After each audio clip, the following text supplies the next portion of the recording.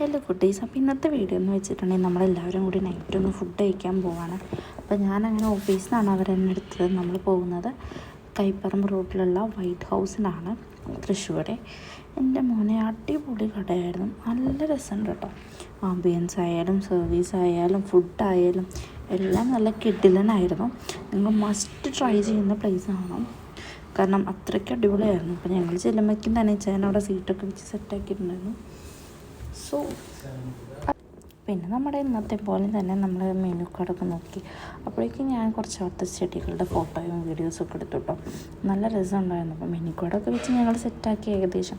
കാരണം നോമ്പുണ്ടായിരുന്നു എനിക്ക്, എൻ്റെ നോമ്പ് കഴിഞ്ഞിട്ടില്ലായിരുന്നു. അപ്പോൾ പിന്നെ ഞാൻ ജസ്റ്റ് എൻ്റെ ഒരു വീഡിയോ എടുത്തു, കാരണം എൻ്റെ യൂണിഫോമാണ് ഓഫീസ് എന്നുള്ളതാണ്.